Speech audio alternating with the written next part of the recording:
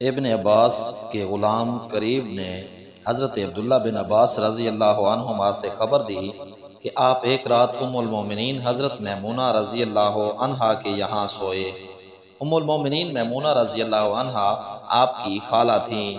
آپ نے بیان کیا کہ میں بستر کے عرض میں لیٹ گیا اور رسول اللہ اور آپ کی بیوی اس کے طول میں لیٹے۔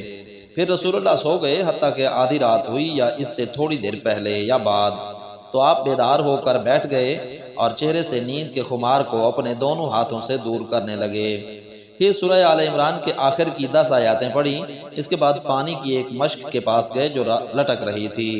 اس سے آپ نے اچھی طرح وضو کیا، پھر کھڑے ہو کر نماز شروع کی۔ حضرت عبداللہ بن عباس رضی اللہ عنہ نے کہا، میں بھی اٹھا اور جس طرح حضور صلی اللہ علیہ وسلم نے کیا تھا میں نے بھی کیا، اور پھر جا کر آپ کے پہلو میں کھڑا ہو گیا۔ تو حضور نے اپنا داہنا ہاتھ میرے سر پر رکھا اور میرے داہنے کان کو پکڑ کر اسے اپنے ہاتھ سے مروڑنے لگے۔ پھر آپ نے 2 رکعت نماز پڑھی، پھر 2 رکعت پڑھی، پھر 2 رکعت پڑھی، پھر 2 رکعت پڑھی، پھر 2 رکعت پڑھی، پھر 2 رکعت پڑھی۔ اس کے بعد 1 رکعت وتر پڑھا اور لیٹ گئے۔ جب مؤذن آیا تو آپ دوبارہ اٹھے اور 2 ہلکی رکعتیں پڑھ کر باہر نماز فجر کے لیے تشریف لے گئے۔ صحیح بخاری حدیث نمبر 1198۔ آمش نے بیان کیا، ان سے ابراہیم نے، ان سے علقمہ نے اور ان سے عبداللہ بن مسعود رضی اللہ عنہ نے بیان کیا کہ پہلے نبی کریم صلی اللہ علیہ وسلم نماز پڑھتے ہوتے اور ہم سلام کرتے تو آپ اس کا جواب دیتے تھے۔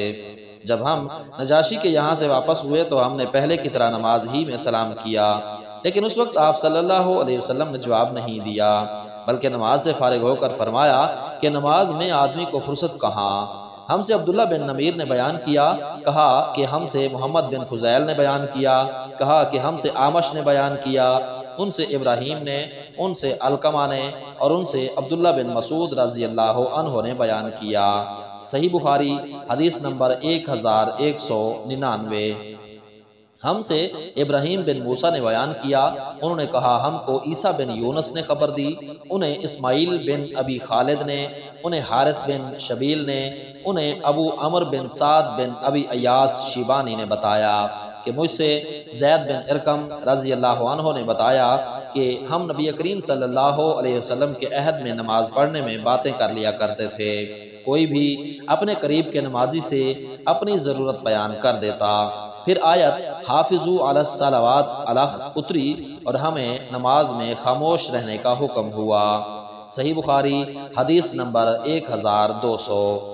ہم سے عبداللہ بن مسلمہ کعنابی نے بیان کیا، کہا کہ ہم سے عبدالعزیز بن ابی حازم نے بیان کیا، ان سے ان کے باپ ابو حازم سلمہ بن دینار نے اور ان سے سہل بن سعد رضی اللہ عنہ نے کہ نبی کریم صلی اللہ علیہ وسلم بنو عمر بن عوف قباء کے لوگوں میں صلح کروانے تشریف لائے، اور جب نماز کا وقت ہو گیا تو بلال رضی اللہ عنہ نے ابو بکر صدیق رضی اللہ عنہ سے کہا کہ نبی کریم صلی اللہ علیہ وسلم تو اب تک نہیں تشریف لائے، اس لیے اب آپ نماز پڑھائیے۔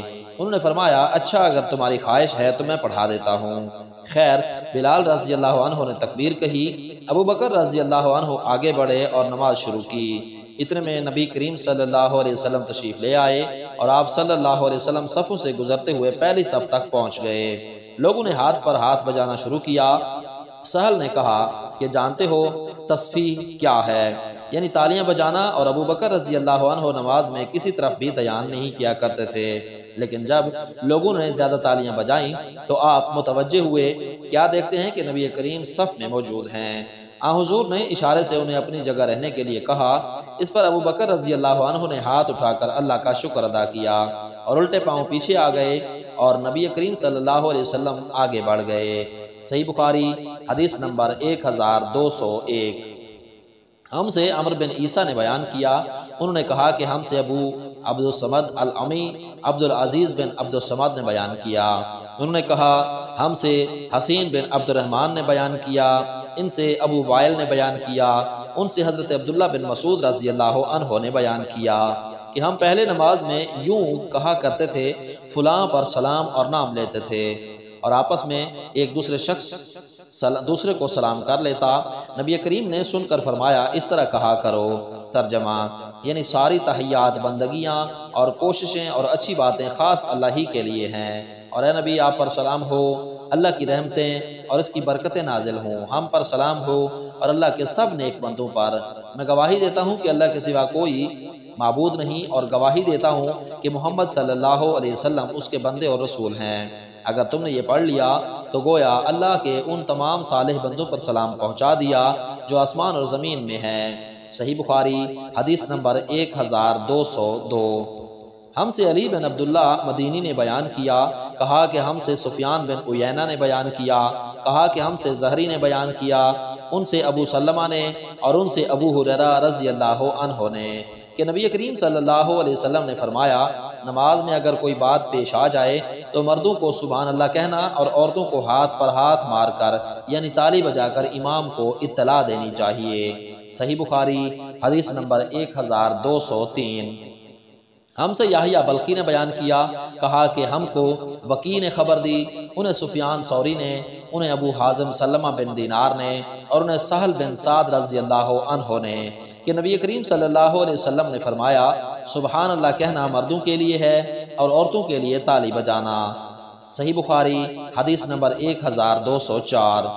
ہم سے بشر بن محمد نے بیان کیا، انہیں امام عبداللہ بن مبارک نے خبر دی، کہا کہ ہم سے یونس نے بیان کیا، ان سے زہری نے بیان کیا کہ مجھے انس بن مالک رضی اللہ عنہ نے خبر دی کہ پیر کے روز مسلمان ابو بکر رضی اللہ عنہ کی ابتدا میں فجر کی نماز پڑھ رہے تھے کہ اچانک نبی کریم حضرت عائشہ رضی اللہ عنہا کے حجرے کا پردہ ہٹائے ہوئے دکھائی دیے۔ آپ نے دیکھا کہ صحابہ صف باندھے کھڑے ہوئے ہیں، یہ دیکھ کر آپ کھل کر مسکرا دیے۔ ابو بکر رضی اللہ عنہ الٹے پاؤں پیچھے ہٹے، انہوں نے سمجھا کہ نبی کریم نماز کے لیے تشریف لائیں گے، اور مسلمان نبی کریم کو دیکھ کر اس درجہ خوش ہوئے کہ نماز ہی توڑ ڈالنے کا ارادہ کر لیا، لیکن نبی کریم نے ہاتھ کے اشارے سے ہدایت کی کہ نماز پوری کرو۔ پھر آپ صلی اللہ علیہ وسلم نے پردہ ڈال دیا اور حجرے میں تشریف لے گئے، پھر اسی دن آپ نے انتقال فرمایا۔ صحیح بخاری حدیث نمبر 1205۔